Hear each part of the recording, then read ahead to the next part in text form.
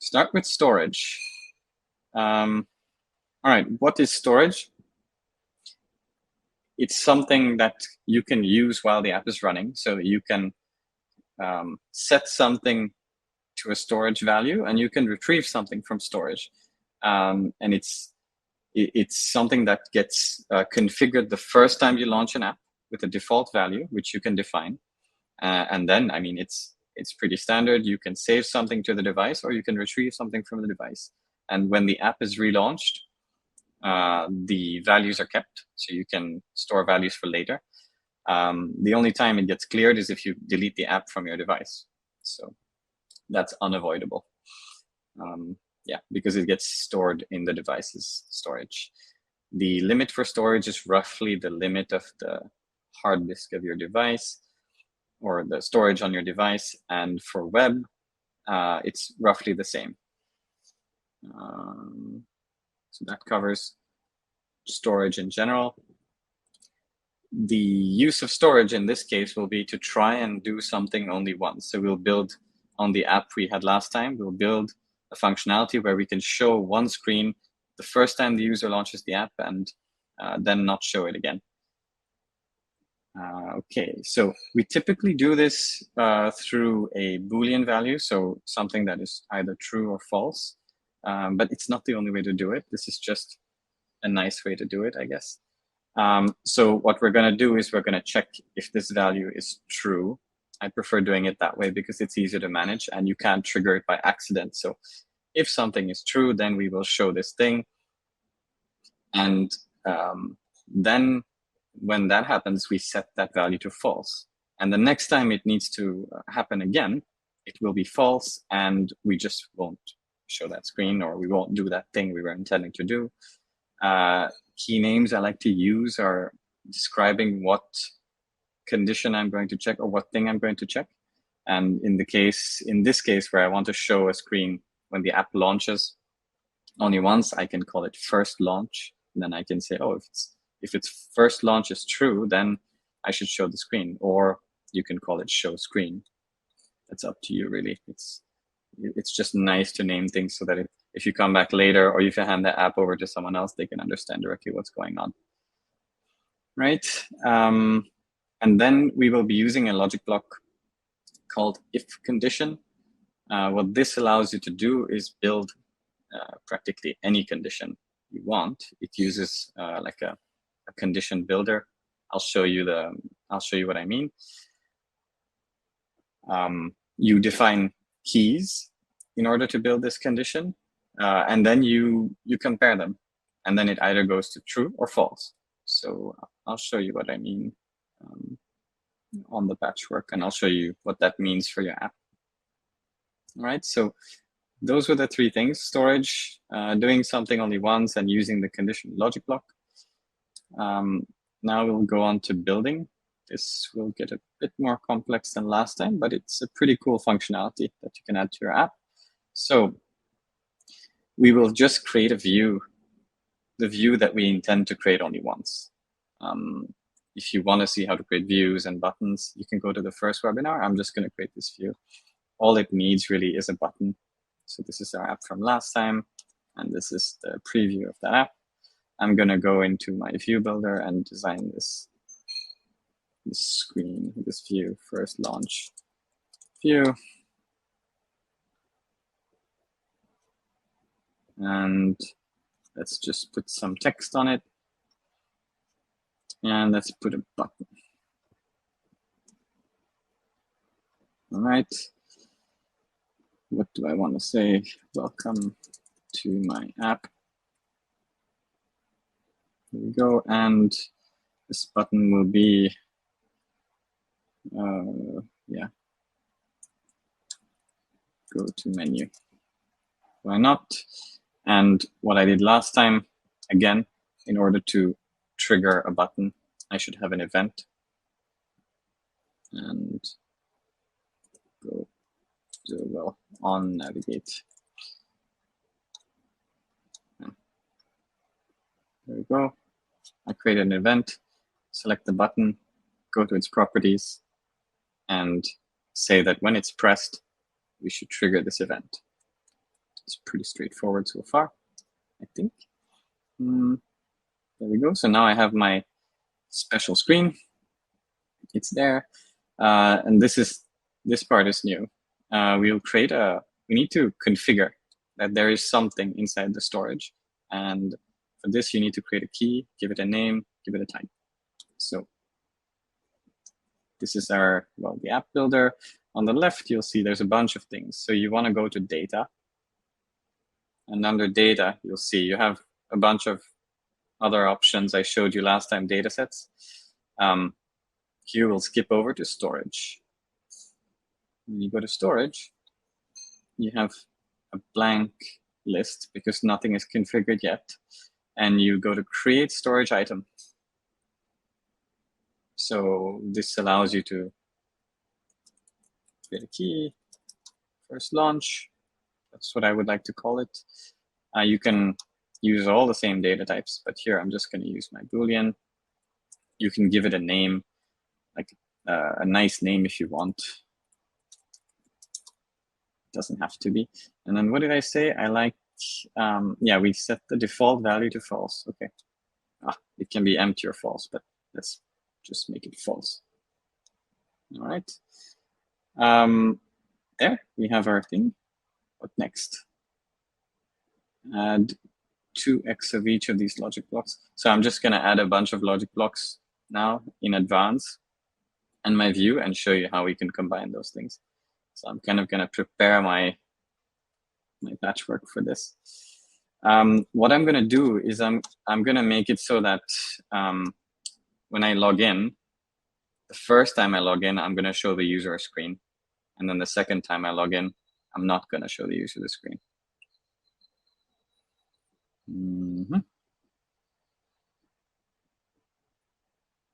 Okay, so we need to put a bunch of logic blocks here. So there is a logic block called get global storage, if condition, and set global storage. We need those ones. So storage 2, 1, 2, and then if condition. The reason I'm putting multiple of them is because I'm gonna want to do it twice. All right, let's just separate these. You see, there they are, and I'm gonna combine these together like last time to create something that I want. Ideally, I'm gonna put it right here, so that after I log in or after we check if that person is logged in, actually, we'll put it after logging in only. So after I log in, the first time I'll see a screen, and then when I try to log in the second time, I just won't see the screen. Okay, so I have my logic blocks there. Let's add our view as well. This is my way of working. Maybe people would work differently, but I like to put things, lay them out, and then put them together. There we go. This is my view. You can see it has the on navigate from the button. Let's go here. Okay, we need to disconnect something from the menu patch because we want something to happen after logging in. Okay, boom. Let's make some space. I'm going to put a view and some logic, so just spread things out a bit. Give ourselves a lot of space to work with. Okay, so remove that connection, place this view, the first time view, on the patchwork. Yeah. Placed it already. And we need to connect it. All right. So what I want to do when this view, when we arrive on this view and we click the button, when the user clicks the button, I want to set the value to false. So how you can do that? So I'm going to build things bit by bit and then put everything together. So my first thing I want to construct is, I arrive on this welcome screen, and when I press the navigate button, this variable that's in storage needs to become false so that I won't come here again. So what we'll do is this. There we go. So on navigate, connect together, same like last time. All right. And then on the logic block, so you can either, I showed you this last time, there you can connect and pass things, or you can actually sometimes configure things. So you see here, this lets me set it to a specific value. I want to set it to false, actually, yeah. So let's just leave it like that. Now you notice that there's something here. Okay. So now when I go here, first launch will become false. Okay. Next, we connect it to the patch. Okay. So you see where this is going. Slowly, slowly, slowly. Okay. Now this is set up. Great. Probably means that we need to make a bit more space. Maybe not there, like that. Okay, that's set up. Let's go to the next step. So now we want to do this whole thing where we connect the login, fetching the value, and triggering a condition.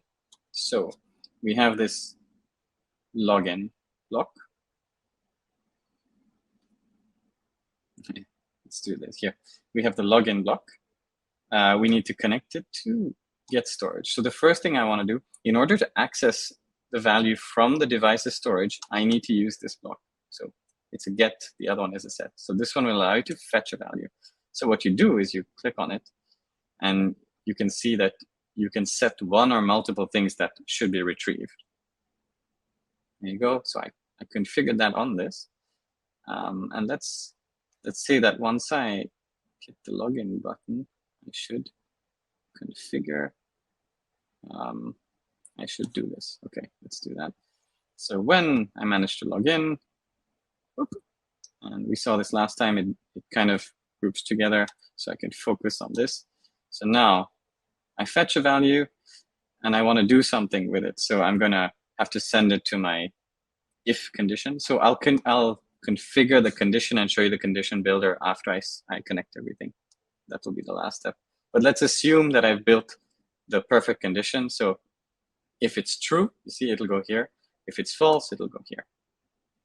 You can already understand what this is going to do. So I will get my value, and then I will connect these two together.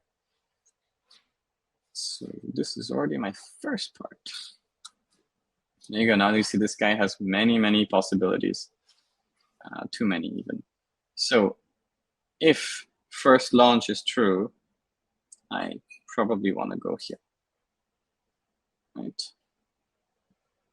Right. And if first launch is false, then I should just open up the menu. This is where it becomes a bit messier on the patchwork. You need to organize things a bit. There you go. So I hope that makes sense up till now. We're just building the flow, and then I'll configure the condition with you. So when I log in, and it succeeds, I fetch a value from storage. First launch, it can be true or false. I evaluate a condition.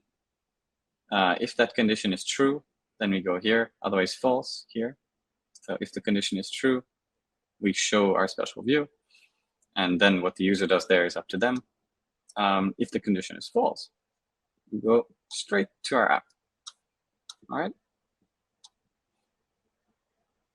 So I think we're good on that part. And next and final thing is we will build this condition. So the way this works, and because it's an anything condition builder, there's an extra step here. The first thing you do on this logic block is you're going to build a condition, right? But you need to give things names. So we're going to call this, you can give it the same name, you don't have to, but let's just give it the same name for the sake of it. First launch, it doesn't really matter about the initial value. So now we have something. You can create as many keys as you want. So these are things that you will be allowed to pass here. Let's see, now I can pass something. Let's just continue building this condition. So if first launch first launch can be true or false, right? So let's add a rule.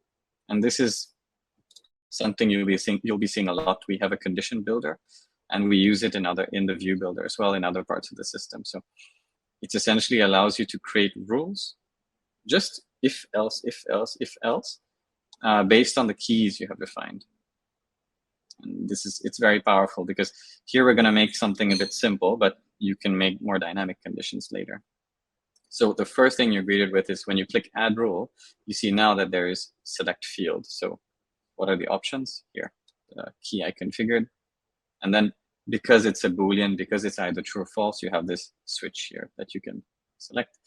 So it's going to be a pretty self-explanatory condition, but if first launch is true, then my condition should succeed. Success means true. So there's a lot of true, false, success, error here, but if first launch is true, then my condition is true.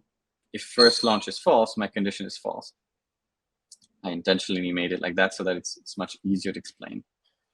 There we go. And there's one step we need to remember is where do we get this value from? From storage, right? So storage fetched it.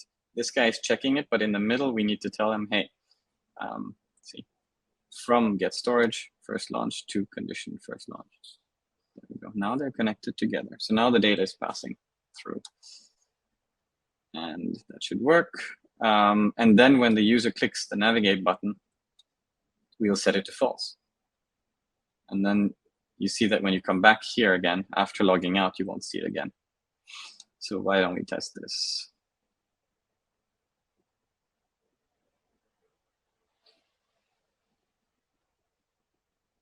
The story behind these three was I was maybe going to do it up here, so I kept them down here, but I think we'll just leave it like this for the moment. It's going to be enough. So I made a user already to speed up this step, but I can log in. 3. All right. And that did not work. So am I running the same app? I have to check. What am I doing? Sometimes it can be a bit tricky to debug what's going on. But essentially, this is how you build it. If first launch is true, then I should go to true. If first launch is false, I should go to false. Well, maybe I switched it around. I'm not sure. Let's try that again. Okay.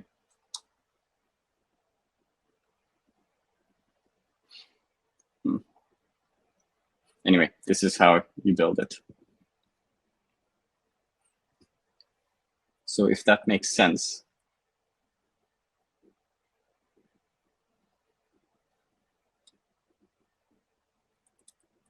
to you, then that's it. So it's a combination of setting, getting, and checking. And the reason it's so broken down is what I explained last time. Things need to be broken down so that we can build anything we want.